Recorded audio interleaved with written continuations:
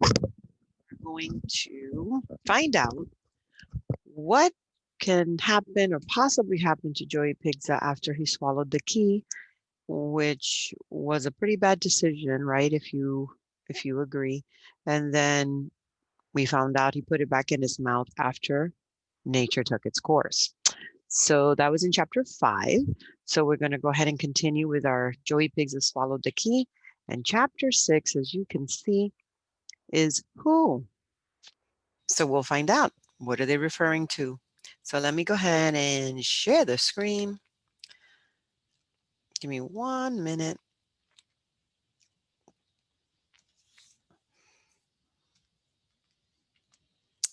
There we are. Okay, good. And then we're about to begin. Let's see what is going on here.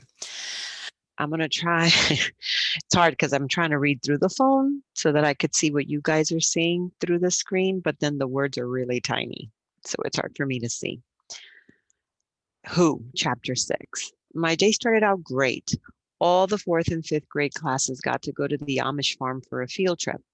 There must have been about 100 of us because we filled 2 long orange buses. My morning meds were working and I had a window. Seat and just loved watching all the cars and houses and fields speeding by. And when Mrs. Maxey was busy with other kids, I sat up on my knees and stuck my head out the top window and felt the breeze sweep past me so fast and hard it made everything in my head stand still. That was the best part of my day right there, sticking my head out the window like a dog. When we got off the bus, Mrs. Maxey and Mrs. Deebs and 2 other teachers and a gang of moms had us all lined up. And Mrs. Maxey gave everyone the lecture about respecting differences in other cultures. So no pointing and snickering or unpleasant comments or you sit on the bus. You got that? We did or we didn't, but nobody knew which just yet. Once I was out of the way, we marched toward the front steps of the farmhouse as if we were a line of ants dressed in clothes. Stop, hollered Mrs. Deebs when we reached the steps. When she said stop, she meant it because she had extra short hair and a big head on a really wide body that there was no getting around. Every time her head moved left or right, I thought it was about to roll down her sloping shoulders like a boulder down a hill. 2 clean-looking Amish girls in long blue dresses and starched white aprons came out and said, "Welcome. The Amish have been in Lancaster County since the 1700s. We are a people who keep alive the traditions of the past. Please follow us inside to see our plain and simple way of life, our crafts and cooking." For a moment, I thought how it would have been so funny if kids took a field trip to my house when me and my grandma were living together. We'd step out the front door and say, "Welcome. Our place looks like a tornado just hit.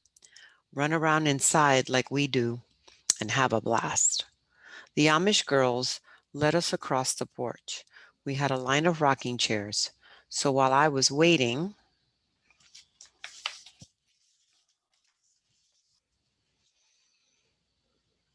my turn to get inside, I ran from chair to chair, giving each one a good push as if a family of ghosts was rocking until one of the moms gave me a look and pointed to the end of the line, which meant I had already lost my place. Finally, I stepped through the front door. In the large room to one side were a bunch of old ladies with handkerchief hats on their heads.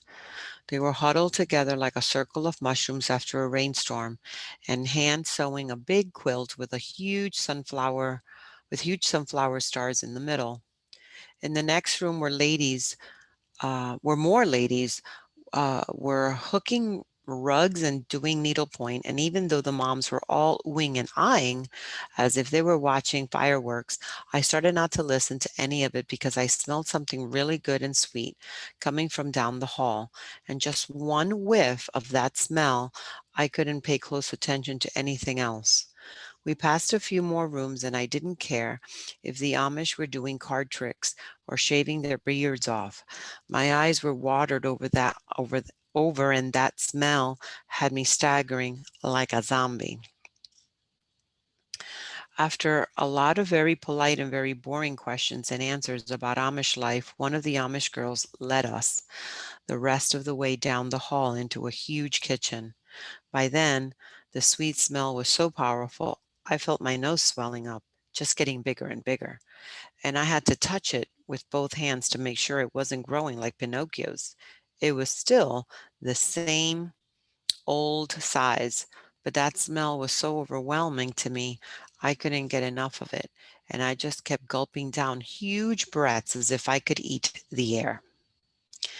Every product made Every product made in this typical Amish kitchen is based on what nature provides, one of the girls said, which we make butter and cheese, bread and biscuits, jams and jellies, but we are especially famous for our molasses shoe fly pie.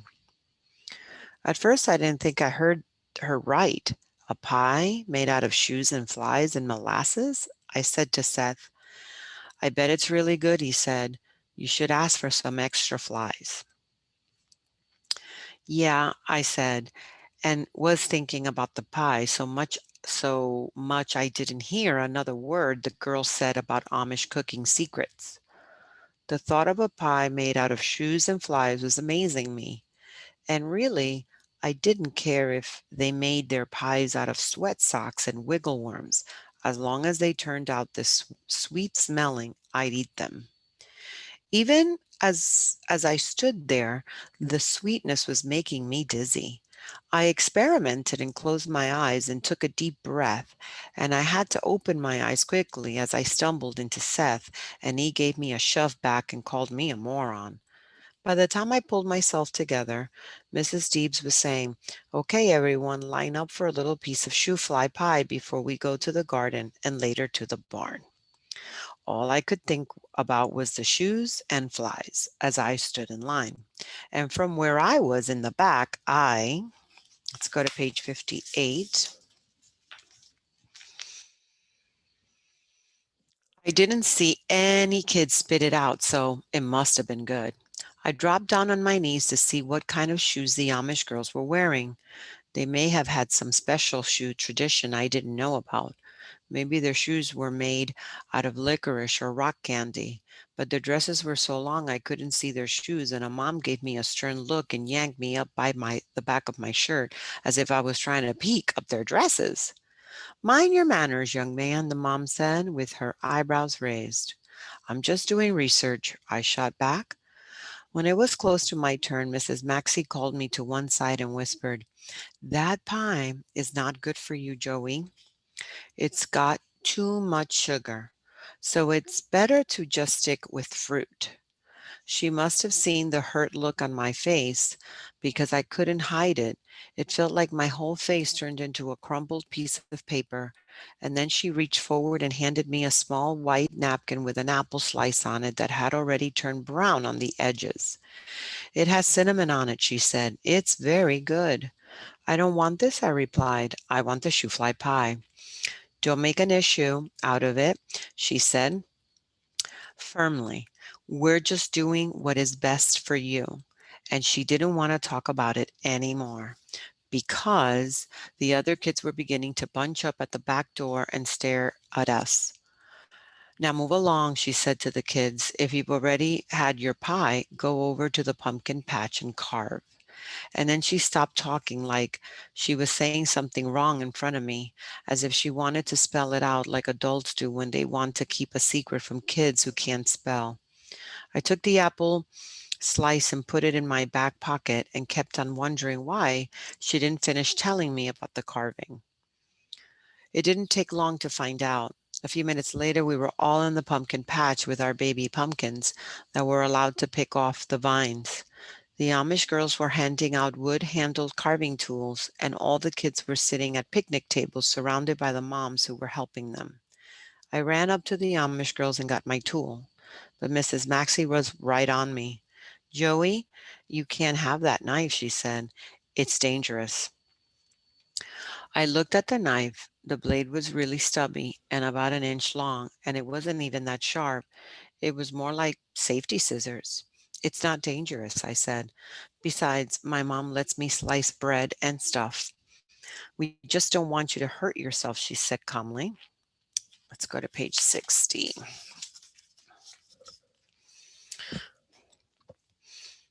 I want to carve one too, I said. You can draw on one now, she suggested, and held out a black marker, and we'll carve it later, I promise. I want to do it now with everyone else, I said, and held the knife behind my back. Later, Mrs. Maxey said, all the moms are busy helping others. Now, I shouted, and my fist balled up, and I could feel that surge of energy run through me like nothing in the world was going to keep me from doing what I wanted. Give me the knife, she ordered, and held out her hand. No, I said, and stepped back, then threw it as far as I could into the pumpkin patch. I think it's time for you to go to have a time out in the bus, she said, getting tired of me. If you can sit still for 10 minutes and calm down, you can come back here and draw on your pumpkin. Everyone else gets to carve theirs, I said, pointing to all the other kids who were busy scratching out big evil eyes and teeth with their unsharp baby knives. We just don't want any more accidents, she said, and pointed toward the bus in front of the house. Now be a good boy and go directly to the bus. I'll be watching from here, and when we get ready to tour the barn, I will get you. I turned around and stumped back alongside the farmhouse, and for a moment I thought I'd just keep walking all the way home and get my own knife and carve my own pumpkin. But I felt Mrs. Maxey's eyes staring at the back of my head, so I didn't, and then I passed a window and smelled that sweet pie again. I glanced back over my shoulder and some kid was pulling on her sleeve and talking to her, so instead of walking home or going to the bus, I sneaked around to the front door of the farmhouse. The quilt ladies were still working as I marched by real quick down to the kitchen. Then the Amish girls were out in the garden and no one else was on the guard. So I grabbed a whole shoe fly pie off the table because it popped into my head to do it. And by then my feet were moving a mile a minute. And I opened a side door and headed out beyond the barn toward the cornfield.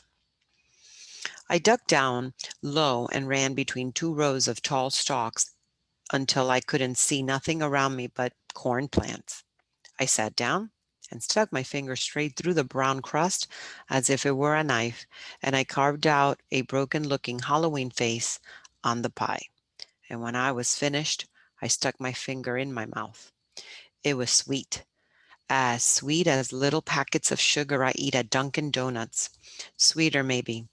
More like log cabin pancake syrup right out of the bottle the way I drink it, if Mom, even for a second, lets it stay out on the counter. And the pie was almost as runny as the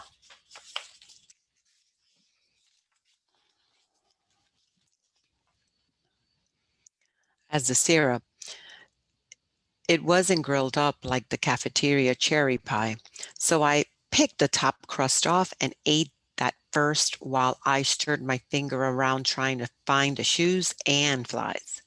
But it was just all molasses. So I felt tricked, but didn't know how. Then I just kept sticking my two curled fingers in and licking them off. And the more I ate, the faster I wanted to eat, and nothing else mattered. Not the real flies sticking to my fingers and lips, not the wind blowing through the corn stalks, not the voices overhead of kids carving pumpkins. Nothing. Just eating the pie and tasting the warm sugar melt all over my tongue and ooze down into my belly like a slippery, sugary snake. And when I was almost finished, I bent the tin pie plate in half, tilted back my head, and poured the last brown drops of it right into my throat. Then I licked the plate like a dog, and by the time I finished, my mind was a mess and my legs were pumping. I was ready to run a circle around the entire world. So, boys and girls, before we continue reading, I'm sure you're trying to visualize what he must look like after he ate the whole entire pie and what must be happening inside of Joey, where the author said, I'm ready to run a circle around the whole entire world.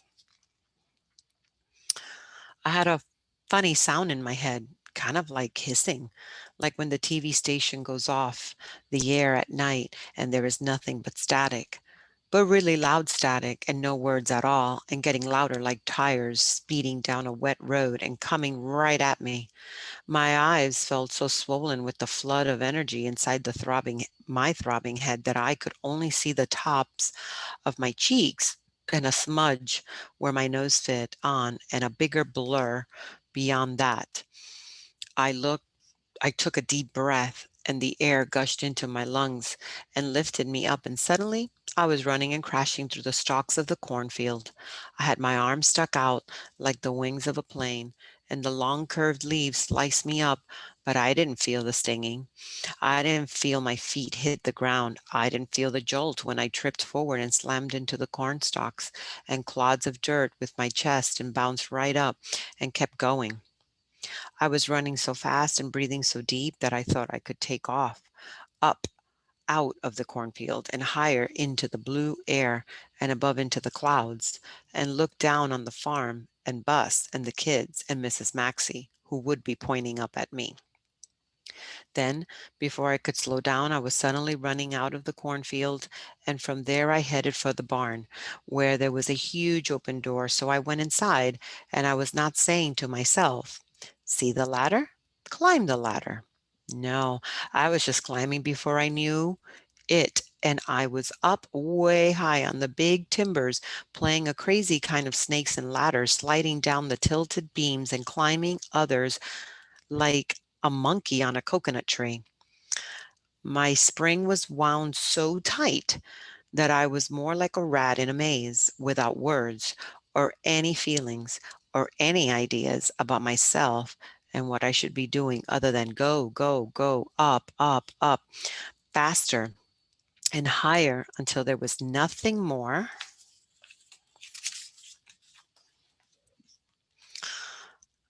about me but the roof and an owl, one of those big white owls with the huge dark eyes and hooked beak, which is where I stopped. Who? It said. Who? And I answered, Joey Pigza, that's who. Who? It said again, and kept its eyes right on my face. And for some reason, it was the same as if someone had asked me why I ate the pie and why I was all the way at the inside top of the barn. And before I knew it, my gears started shifting and all the energy inside me went somewhere else. I sat as still as a bookend with my chin on my knees and looked down from the rafter, and the ground was way beneath me with 100 really small fourth and fifth graders pointing up into the air, and one of them was calling my name. It was Mrs. Maxey. Joey, she hollered and waved her hands over her head like she was in trouble. Joey, don't move. We're coming to get you. And in a few minutes, the biggest ladder I ever saw was being raised up from the back of a horse and wagon, and an old man with a long white beard wearing a big black hat was climbing up as if he was Santa for the Amish. Don't worry, son, he said. Just stay put.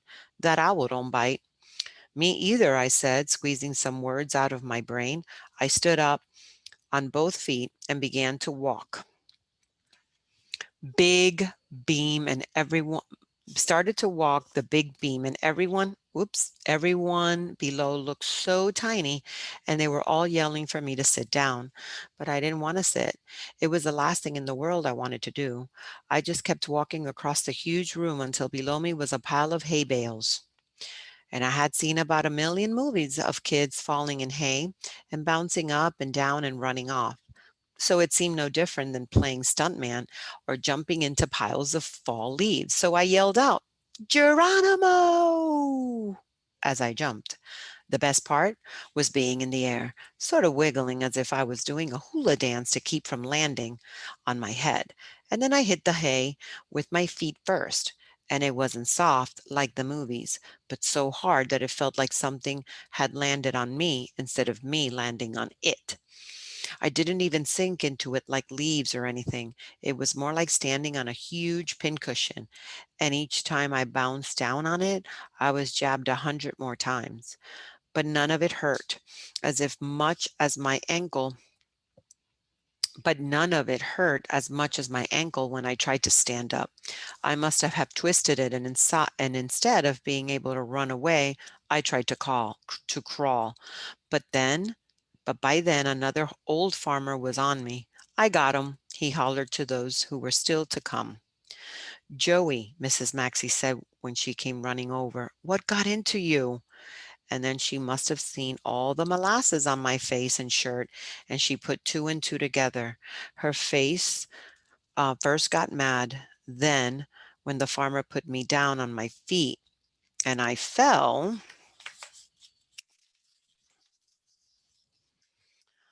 over to one side because of the pain in my ankle, she got all worried again. Let's see that ankle, she said, and untied my shoe with her nervous hands, which hurt because my ankle was a little swollen and looked more yellow than it should have. Oh, Joey, she sighed and tried to feel for broken bones. But what are we going to do here? I didn't mean to get hurt, I said. I just wanted to jump in the hay. I know, she said. It's just that there is always a difference between what you think you're doing and what happens to you and everyone else.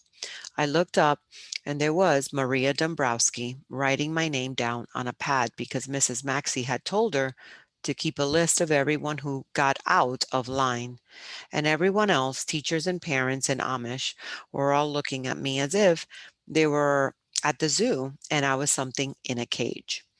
I'll be okay, I said, and pulled my foot out of her hands and stood up. But my shoe doesn't fit anymore, so they can have it for their pie. I pointed at the Amish girls and they began to giggle and cover their mouths.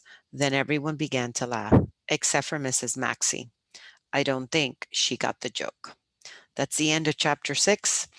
A lot of things are happening just when you thought nothing else could happen in, um, in Joey Pigza.